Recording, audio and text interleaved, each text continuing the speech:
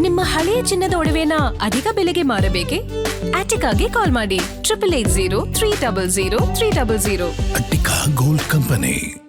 ಸತೀಶ್ ಅವರೇ, ಈಗ ಆಯ್ತಪ್ಪ ನೀವು ಕಲಬೆರಕೆ ಮಾಡ್ತಾ ಇದ್ದೀರಾ, ಈಗ 2 to 3 ಫಸ್ಟ್ ಇಲ್ವೇ ಇಲ್ಲ ಅಂದ್ರು, ಮೈಲೇಜು ಬರ್ತಾನೆ ಇಲ್ಲ ಅಂದ್ರು, ಈಗ 2 to 3% ಅಂತ ಹೇಳ್ತಾ ಇದ್ದಾರೆ. ಇನ್ನೂ ಭಾಳಷ್ಟು ಇದು ಇಲ್ಲಿಗೆ ನಿಲ್ಲಲ್ಲ ಸರ್. ಜನ ಭಾಳ ಎಕ್ಸ್ಪರ್ಟ್ಸ್ ಇದ್ದಾರೆ, ಜನ ನಾವು ಅಂದ್ಕೊಳ್ಳೋದಕ್ಕಿಂತ ಭಾಳ ಎಕ್ಸ್ಪರ್ಟ್ಸ್ ಇದ್ದಾರೆ. ಯಾವತ್ತೋ ಒಂದಿನ ಒಂದು ರಿಯಾಲಿಟಿ ಗೊತ್ತಾಗುತ್ತೆ. ಇರಲಿ, ರೇಟ್ ಕಡಿಮೆ ಆಗಬೇಕಲ್ಲ ಸರ್, ನಿಮ್ಮದು ಉಳಿತಾಯ ಮತ್ತು ದರ ಅಲ್ವಾ ಸರ್, ಅದು ನಮ್ಗೆ ಪಾಸಾನ್ ಆಗಬೇಕಲ್ಲ. ನಮ್ಗೆ ಯಾಕೆ ಆಗಿಲ್ಲ? ಮತ್ತು ನೀವು ಮೇಯಿಂದಲೇ ನೀವು ಇದು E20 ಪೆಟ್ರೋಲ್ ಕೊಡ್ತಾ ಇದ್ದೀರಿ ಅನ್ನೋದಾದರೆ ಮೇಡಮ್, ಆ್ಯಕ್ಚುಲಿ ಅದು ಪ್ರೈಸ್ ಕಮ್ಮಿ ಮಾಡಿದರೆ ಆ್ಯಕ್ಚುಲಿ ಅವಾಗ ಮ್ಯಾನೇಜ್ ಆಗ್ತಿತ್ತು. ಮೈಲೇಜ್ ಕಮ್ಮಿ ಆಗ್ತಿದೆ, ಪ್ರೈಸು ಕಮ್ಮಿ ಆಗ್ತಿದೆ ಅಂದರೆ ಓಕೆ, ಅವಾಗ ಪ್ರತಿಯೊಬ್ಬರಿಗೂ ಅದು ಅರ್ಥ ಆಗ್ತಿತ್ತು. ಸೊ ಈಗೇನಾಗಿದೆ, ಪ್ರೈಸ್ ಅಲ್ಲೇ ಇದೆ, ಮೈಲೇಜ್ ಡ್ರಾಪ್ ಆಗ್ತಿದೆ. ಈಗ ಫಸ್ಟ್ ಆಫ್ ಆಲ್ ಏನಾಗುತ್ತೆ ಅಂದರೆ ಬರ್ತಾ ಈಗ ಆ್ಯಕ್ಚುಲಿ ನೀವು ಯಾವ ಟೈಮಲ್ಲಿ ಹಾಕ್ತೀರಾ ಫ್ಯೂಲ್, ಅದ್ರ ಮೇಲೂ ನಿಮಗೆ ಮೈಲೇಜ್ ಡಿಪೆಂಡ್ ಆಗುತ್ತೆ. ಬೆಳಗ್ಗೆ ಹಾಕ್ತೀರಾ, ಮಧ್ಯಾಹ್ನ ಹಾಕ್ತೀರಾ, ಸಂಜೆ ಹಾಕ್ತೀರಾ, ಮತ್ತು ಯಾವ ಟೈಮಲ್ಲಿ ಗಾಡಿ ಓಡಿಸ್ತೀರಾ. ಈಗ ನೋಡಿ, ಚಳಿಗಾಲದಲ್ಲಿ ಮೈಲೇಜ್ ಕಮ್ಮಿ ಆಗುತ್ತೆ ಗಾಡೀಲಿ ಆಟೋಮೆಟಿಕ್ಕಾಗಿ. ಈಗ ಚಳಿ ಆ್ಯಕ್ಚುಲಿ ಬಿಸಿಲಿದ್ದಾಗ ಅಷ್ಟು ಮೈಲೇಜ್ ಡ್ರಾಪ್ ಆಗಲ್ಲ. ಈಗೇನಾಗುತ್ತೆ, ವೆದರ್ ನಿಮ್ಗೆ ಯಾವಾಗ ಚೇಂಜ್ ಆಗುತ್ತೆ, ವೆದರ್ ಅಂದರೆ ಕೂಲ್ ಆಗುತ್ತೆ. ಈಗ ನಮಗೆ ಬೆಂಗಳೂರಲ್ಲಿ ಏನಾಗ್ತಿದ್ರೆ ವೆದರ್ ಆಲ್ಮೋಸ್ಟ್ 23-24 ಡಿಗ್ರಿಗೆ ಬರ್ತಾ ಇದೆ. ಸೊ ಇದು ಏನಾಗುತ್ತೆ ಅಂದರೆ, ಸೊ ಯಾವಾಗ ಮಾಯ್ಶ್ಚರ್ ಏರಲ್ಲಿ ನಿಮಗೆ ವಾಟರ್ ಜಾಸ್ತಿ ಆಗುತ್ತೆ, ಅದನ್ನು ಮತ್ತೆ ಅಬ್ಸರ್ವ್ ಮಾಡುತ್ತೆ. E20 ಏನಾಗುತ್ತೆ, ಮತ್ತೆ ಅದನ್ನು ಅಬ್ಸರ್ವ್ ಮಾಡುತ್ತೆ. ಅದನ್ನು ಅಬ್ಸರ್ವ್ ಮಾಡಿ ನಿಮಗೆ ಮತ್ತೆ ಅಲ್ಲಿ ಫ್ಯೂಲ್ ಡ್ರಾಪ್ ಆಗುತ್ತೆ. ಸೊ ಏರಲ್ಲೂ ಕೂಡ ನಿಮಗೆ ವಾಟರ್ ಮಿಕ್ಸ್ ಇರುತ್ತೆ, ಮತ್ತು ನಿಮಗೆ ಫ್ಯೂಲಲ್ಲೂ ವಾಟರ್ ಆಟೋಮೆಟಿಕ್ಕಾಗಿ ಮಿಕ್ಸ್ ಆಗುತ್ತೆ. ಎರಡೂ ಮಿಕ್ಸ್ ಆಗಿ ನಿಮ್ಗೆ ಆಟೋಮೆಟಿಕ್ ಡ್ರಾಪ್ ಆಗುತ್ತೆ. ಸೊ ಡ್ರಾಪ್ ಆಗ್ತಾ ಇದ್ದಕ್ಕೆ ನೀವು ಅಲ್ಲಿ ಪ್ರೈಸ್ ಕಮ್ಮಿ ಮಾಡಿದರೆ ಅಡ್ಜಸ್ಟ್ ಆಗ್ತಿತ್ತು. ಸೊ ಇದು ಅಡ್ಜಸ್ಟ್ ಆಗ್ತಾ ಇಲ್ಲ. ಏನಾಗ್ತಾಯಿದೆ ಅಂದರೆ, ಈಗ ಹೋಗ್ತಾ ಇವರು ಇನ್ನೂ ಜಾಸ್ತಿ ಮಾಡ್ಕೊಂಡು ಹೋದ್ರೆ ಫ್ಯೂಯಲ್ ಡ್ರಾಪ್ ಆಗ್ತಾನೆ ಇರುತ್ತೆ, ಪ್ರೈಸ್ ಅಲ್ಲೇ ಕೂತ್ಕೊಂಡ್ರೆ ಮಾತ್ರ ಇನ್ನು ಜನಗಳು ಮಾತ್ರ ಇನ್ನೂ ಟೆನ್ಷನ್ ಮಾಡ್ಕೊತಾರೆ. ಯಾಕೆಂದರೆ ಒಂದೇ ಸರಿ ಈಗ ಲೇಟೆಸ್ಟ್ ಆಗಿ ನಾವು ಯೂಸ್ ಮಾಡ್ತಾ ಇರೋದು ಇಂಡಿಯಾದಲ್ಲಿ ಜಾಸ್ತಿ ಸೇಲ್ಸ್ ಇನ್ಕ್ರೀಸ್ ಆಗಿರೋದು ಆಲ್ಮೋಸ್ಟ್ 2006, 7, 8 ಮೇಲಿಂದ ಗಾಡಿಗಳು ಸೇಲ್ಸು ಜಾಸ್ತಿ ಆಗಿದೆ. 1:3, 1:4 ಹಿಂಗೆ ಜಾಸ್ತಿ ಆಗ್ತದೆ. ಹಂಗೆ ಜಾಸ್ತಿ ಆಗಿದಾಗ ನಾವೇನು 100 ವರ್ಷದಿಂದ ಕಾರು ಓಡಿಸ್ಕೊಂಡು ಬಂದಿರೋದಲ್ಲ ಇಂಡಿಯಾ, ಆಯಿತಾ. ನಾವೆಲ್ಲ middle class, upper middle class, lower middle class ಇವರೆಲ್ಲ ಕಾರ್ ಯೂಸ್ ಮಾಡೋಕ್ಕೆ ಶುರು ಮಾಡಿರೋದು ಈಗ ಒಂದು 10-15 ವರ್ಷದಿಂದ. ಸೊ ಇವಾಗ ಇಮ್ಮಿಡಿಯೇಟಾಗಿ ಈಗ 3-4 ವರ್ಷದಲ್ಲೇ E20 ಇದು ಮಾಡ್ಕೊಂಡು ಬಂದುಬಿಟ್ರೆ, ಈಗ ಕಷ್ಟಪಟ್ಟು ಸಾಲ ಬಾಲ ಮಾಡಿ ಒಡವೆ ಎಲ್ಲ ಅಡ ಇಟ್ಕೊಂಡು ಒಂದು 2-3 ಲಕ್ಷ ದುಡ್ಡು ಇಟ್ಕೊಂಡು ಒಂದು ಗಾಡಿ ತೊಗೊಂಡಿರ್ತಾರೆ.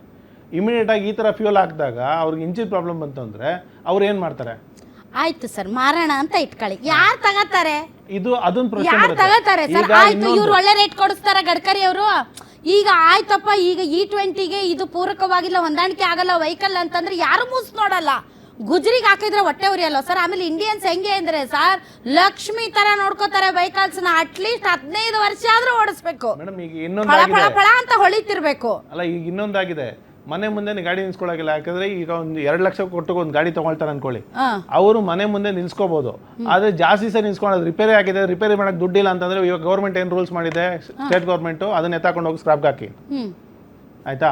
ಸೊ ಈಗ ಅವ್ರೇನ್ ಮಾಡ್ತಾರೆ ಪಾಪ, ಮನೆ ಮುಂದೆ ಅಂತ ಇವಾಗ 2-3 ಲಕ್ಷ ಇಟ್ಟು ತೊಗೊಂಡಿರೋ ಗಾಡಿ ಅಂತಂದ್ರೆ ಅವ್ರಿಗೆ ಪಾರ್ಕಿಂಗ್ ವ್ಯವಸ್ಥೆ ಇರಲ್ಲ, ಎಲ್ಲೋ ಯಾರ ಮನೆ ಮುಂದೆನೇ ಹಾಕಿರ್ತಾರೆ. ಸೊ ಈಗ ಅಲ್ಲೂ ಕೂಡ ಅವ್ರಿಗೆ ಗಾಡಿ ಓಡಿಸ್ಲೇಬೇಕು. ಅಕಸ್ಮಾತ್ ಅವ್ರ ಹತ್ರ ದುಡ್ಡಿಲ್ಲ ಅಂತಂದ್ರೆ ರಿಪೇರಿ ಮಾಡಕ್ಕೆ ಇದು ಸ್ಕ್ರಾಪ್ ಪಾಲಿಸಿ. ಈಗ ನಾವೇ ವೆಹಿಕಲ್ ಇನ್ಸ್ಪೆಕ್ಷನ್ ಮಾಡುವಾಗ ಎಷ್ಟು ಜನಗಳು ಅವ್ರದ್ದು ಒಡವೆಗಳು ಅಡ ಇಟ್ಟಿರ್ತಾರೆ, ಮತ್ತೆ ಏನೇನೋ ಅಡ್ಜಸ್ಟ್ ಮಾಡ್ಕೊಂಡ್ಬಂದು ಗಾಡಿ ತಗೊಂಡಿರ್ತಾರೆ. ಅವಾಗ ಅವರು ತಗೊಳ್ಬೇಕಾದ್ರೆ ನಮಗೂ ಹೊಟ್ಟೆ ಉರಿಯುತ್ತೆ. ಯಾಕೆಂತಂದ್ರೆ ಒಂದು ಒಳ್ಳೆ ಗಾಡಿ ಕೊಡಿಸ್ಬೇಕು ಅನ್ನೋದು ನಮ್ಗೆ ಉದ್ದೇಶದಲ್ಲಿ ನಾವು ಯೋಚನೆ ಮಾಡ್ತಾ ಇರ್ತೀವಿ. ಸೊ ಈ ಥರ ಎಲ್ಲ ತಂದ್ಬಿಟ್ರೆ ಇನ್ನೊಂದು ಏನಾಗುತ್ತೆ, ಇಲ್ಲಿ ಕೇಳಿ, ಮೇಜರ್ ಪ್ರಾಬ್ಲಮ್ಮು ಪೆಟ್ರೋಲ್ ಬಂಕ್ಗಳು ಆಗ್ತಾ ಇದೆ. ಪೆಟ್ರೋಲ್ ಬಂಕಲ್ಲಿ ಮಾಯ್ಶ್ಚರ್ ಫಾರ್ಮ್ ಆಗುತ್ತೆ. ಈಗ ಫ್ಯೂಯಲ್ಲು ಅಷ್ಟೇ, ಫ್ರೆಶ್ ಫ್ಯೂಯಲಲ್ಲಿ ನಿಮ್ಗೆ ಅಷ್ಟು ಮಾಯ್ಶ್ಚರ್ ಫಾರ್ಮ್ ಆಗಲ್ಲ. ಈಗ ಯಾವಾಗ ನೀವು ಹಳೆ ಫ್ಯೂಯಲ್ಗಳು ಅಂದರೆ, ಈಗ ಫ್ರೆಶ್ ಅಂತಂದರೆ ಈಗ ಬಿಸಿ ಬಂಕಲ್ಲಿ ನೀವು ಫ್ಯೂಯಲ್ ಹಾಕಿದ್ರೆ ಅಷ್ಟು ವಾಟರ್ ನಿಮಗೆ ಮಾಯ್ಶ್ಚರ್ ಫಾರ್ಮ್ ಆಗಲ್ಲ.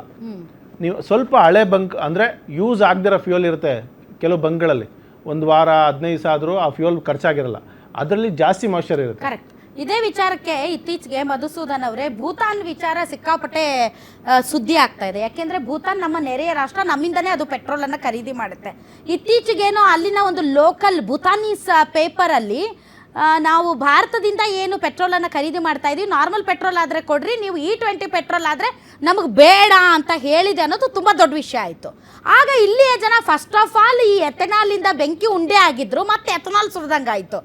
ಭೂತಾನ್ ಅಂತ ಸಣ್ಣ ರಾಷ್ಟ್ರನೇ ಅವ್ರ ಗ್ರಾಹಕರಿಗೋಸ್ಕರ ನಮ್ಗೆ E20 ಪೆಟ್ರೋಲ್ ಬೇಡ ಅಂತ ಪತ್ರ ಬರೆದಿದೆಯಂತೆ, ಈಗ ನಮಗೆ ಯಾಕೆ ಇದನ್ನು ಕೊಡ್ತಾ ಇದ್ದಾರೆ ಇವರು ಅಂತ ಎಲ್ಲ ನಿಗಿ ಕೆಂಡ ಆದರು. ಇಮಿಡಿಯೇಟ್ಲಿ ಜೂನ್ 3ನೇ ತಾರೀಕು ಇದು ವೈರಲ್ ಆಯಿತು. ಜುಲೈ 5ಕ್ಕೆ ಭಾರತ ಸರ್ಕಾರ ಒಂದು ಕ್ಲಾರಿಫಿಕೇಶನ್ ಕೊಡ್ತು, ಇಲ್ಲ ಇದು ಸುಳ್ಳು ಸುದ್ದಿ, ಇದು ಊಹಾಪೋಹ ಅಂತ. ಅಷ್ಟರಲ್ಲಿ ಅಲ್ಲಿರುವಂಥ ಭೂತಾನೀಸ್ ಪತ್ರಕರ್ತ ಒಬ್ಬ ತಂಜಿನ್ ಲೆನ್ಸಾನ್ ಅಂತ ಈ ಒಂದು ವ್ಯಾಪಾರ ಇಲಾಖೆಯಿಂದ, ಭೂತಾನ್ ವ್ಯಾಪಾರ ಇಲಾಖೆಯಿಂದ ಭಾರತ ಸರ್ಕಾರಕ್ಕೆ ಬರೆದಿರುವ ಪತ್ರನ ಅವನು ವೈರಲ್ ಮಾಡಿಬಿಟ್ಟ. ಅದನ್ನು ನೋಡ್ತಾ ಇದ್ದಂಗೆ ಇನ್ನೊಂದಿಷ್ಟು ಶುರುವಾಯಿತು. ಅಲ್ಲ, ಭೂತಾನ್ ಅಂತ ಸಣ್ಣ ರಾಷ್ಟ್ರ ಇಷ್ಟು ಯೋಚನೆ ಮಾಡುತ್ತೆ ಅನ್ನೋದಾದರೆ, ಭಾರತದಂತಹ ಅಭಿವೃದ್ಧಿ ಹೊಂದುತ್ತಿರುವಂಥ ಇಂಥ ದೊಡ್ಡ ದೇಶ ಗ್ರಾಹಕರ ಬಗ್ಗೆ ಯೋಚನೆ ಮಾಡ್ತಾ ಇಲ್ವಲ್ಲ ಅಂತ.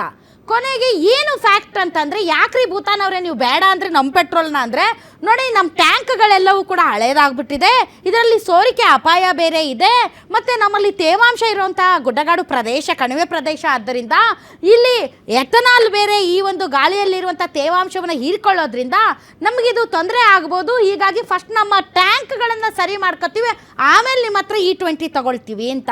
ಹಾಗಾದರೆ ನೀವು ಹೇಳಿದ ಒಂದು ಮಾತಿಗೆ ಪೂರಕವಾಗಿ ಮಧುಸೂದನ್ ಅವರೇ, ನಮ್ಮ ಟ್ಯಾಂಕ್ಗಳು, ನಮ್ಮ ಭಾರತದಲ್ಲಿರುವಂಥ ಹಳ್ಳಿ ಮತ್ತು ನಗರಗಳಿರುವಂಥ ಸ್ಟೋರೇಜ್ ಟ್ಯಾಂಕ್ಗಳು ಏನು ಬಂಗಾರದಲ್ಲಿ ಮಾಡಿಸಿದೀವ ಸರ್?